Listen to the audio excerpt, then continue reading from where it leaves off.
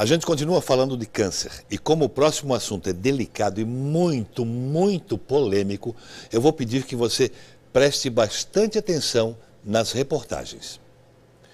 Você se lembra que em junho deste ano, um homem foi preso em Pomerode por mexer com uma substância proibida, não lembra? Ele fazia cápsulas num laboratório nos fundos de casa. Pois é, na época, a prisão dividiu opiniões. Alguns dizem que o homem ajudava pessoas com câncer, outros acusam ele de curandeirismo. O homem já saiu da cadeia e agora os pacientes estão entrando na justiça para terem o direito de continuar usando o suplemento. Seu Orlando descobriu que estava com câncer em novembro do ano passado. Médicos detectaram 3 nódulos malignos no fígado dele. Emagreci 11 quilos, assim, questão de uma semana, de 6 dias. E com os exames, com o resultado depois, foi assim, diagnosticado assim que, vamos supor, que eu poderia ir para casa, que teria que aguardar, que não teria solução. Muito debilitado e cardíaco, o blumenauense de 50 anos não resistiria a um transplante. Os efeitos de tratamentos como a radioterapia e a quimioterapia seriam devastadores. Com poucas chances de vida, ele decidiu apostar em uma substância chamada de fosfoetanolamina sintética. A produção e a distribuição dessa substância é proibida pela Anvisa, a Agência Nacional de Vigilância Sanitária. Apesar disso, seu Orlando conseguiu cápsulas com um morador de Pomerode. E o Carlos me indicou, me orientou, e eu de livre e espontânea vontade resolvi encarar a medicação. As cápsulas eram distribuídas de graça. Depois de uma denúncia anônima, agentes da Vigilância Sanitária do Estado, acompanhados da polícia, fecharam o local. Eles apreenderam comprimidos prontos, produtos químicos e uma máquina usada para colocar a substância dentro das cápsulas. Carlos foi preso em flagrante por crime contra a saúde pública. Seu Orlando estava fazendo o tratamento há alguns meses e já estava se sentindo melhor. Com medo da doença, não pensou 2 vezes e entrou na justiça para continuar recebendo o suplemento. Quando o Carlos foi preso, eu fiquei apavorado por causa da medicação, que eu só tinha para mais uns 20 dias. Vamos fazer uma liminar, porque não teria outra saída, né? Seu Orlando foi o primeiro catarinense a ter o direito de continuar usando a fosfoetanolamina no combate ao câncer. Depois dele, mais 2 pessoas, também aqui de Blumenau, receberam a autorização da Justiça. Outras 3 já entraram com um pedido de liminar, querendo iniciar o tratamento. Existe um entendimento na área penal, outro na área civil. Então, eu acredito que isso vá ter um resultado também na esfera penal, porque o que nós podemos apurar é que o seu Carlos está fazendo o bem. Que constava 3 nódulos, hoje praticamente estou com 1 nódulo só apenas, né? Me sinto praticamente assim, muito bem, praticamente curado. Essa é uma história incrível. O assunto é de fato muito polêmico e divide opiniões não só aqui em Blumenau ou em Pomerode, mas também em outras cidades do país. Em São Carlos, interior de São Paulo, onde fica o Instituto de Química da USP, o caso do morador de Pomerode que aprendeu a fazer cápsulas está dando o que falar. Nesta semana, uma reportagem produzida pela EPTV, uma das afiliadas da TV Globo em São Paulo, repercutiu bastante, lá e aqui. Na internet, a entrevista de Carlos gerou comentários, muita gente a favor e muita gente contra. Neste caso, a linha entre a boa intenção e a ilegalidade parece bastante tênue. Vamos ver agora o que diz o homem que deu origem a todo esse debate.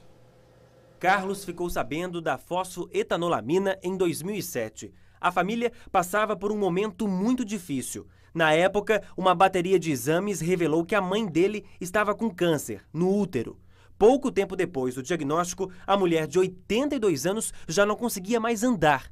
A minha mãe, passado praticamente 2 meses, ela não saía mais da cama nem para ir no banheiro. Carlos diz que por causa de problemas sérios no coração, ela não poderia fazer uma cirurgia ou quimioterapia. A radioterapia traria melhora, mas não a cura. Vizinhos e parentes não acreditavam na recuperação da idosa. Chegaram mesmo a dizer para mim, olha, Carlos, acho que a tua mãe não passa desse final de semana. Foi aí que um conhecido disse a Carlos que pesquisadores da USP, a Universidade de São Paulo, mexiam com a fosfoetanolamina, uma substância capaz de combater a doença.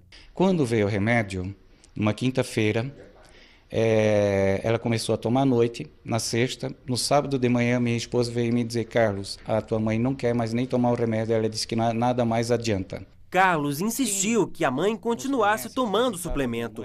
Segundo ele, em alguns dias, ela já conseguia ficar em pé, sem a ajuda de ninguém, e começou a se alimentar direito. 18 dias após estar tomando a fósforo, para minha surpresa, um dia eu chegando em casa, minha mãe já estava andando, já comendo normalmente, e eu cheguei em casa e minha mãe estava num canto do quintal, segurando uma enxada. Eu disse, mas mãe, o que a mãe está querendo fazer? Eu disse, eu vou dar uma capinadinha. Eu disse, mãe, a mãe está se recuperando, mãe, não está curada ainda. Eu já dava a minha mãe como curada, porque há 18 dias anteriores ela nem sequer saía da cama, né? Muitas pessoas, minha mãe era muito conhecida em Pomerode, perguntaram o que a minha mãe fez. Sabiam do caso da minha mãe e quando começaram a ver ela andando normalmente pela cidade, perguntaram o que a tua mãe fez, né? Aí eu comentei e muitos me disseram, olha, eu tenho um amigo, eu tenho um pai, eu tenho um filho, né? E eu disse, olha, consegues para mim? Diante de tantos pedidos, Carlos decidiu fazer as cápsulas em casa.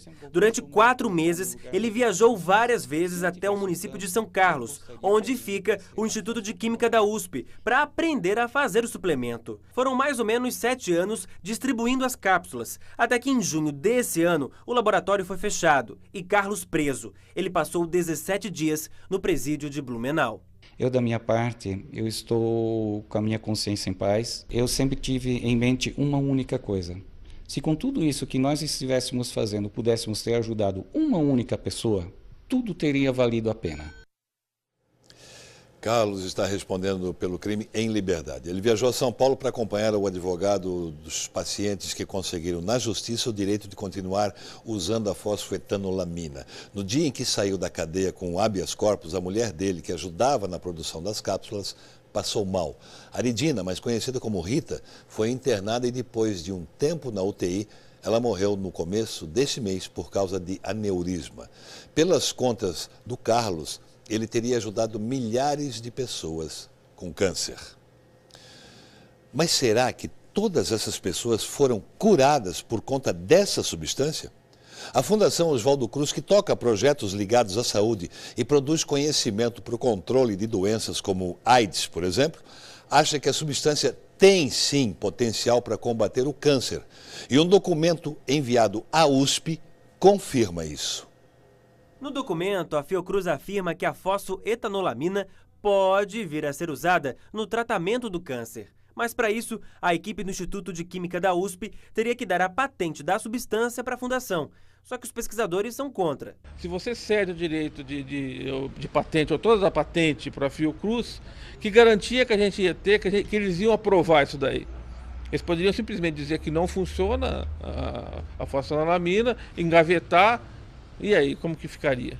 A gente não teria mais direito a nada, nem de tentar em outro lugar. Além da Fundação Oswaldo Cruz, o Ministério da Saúde, a Anvisa, que é a Agência Nacional de Vigilância Sanitária, e pelo menos 4 hospitais já se negaram a atestar a eficácia da substância como remédio.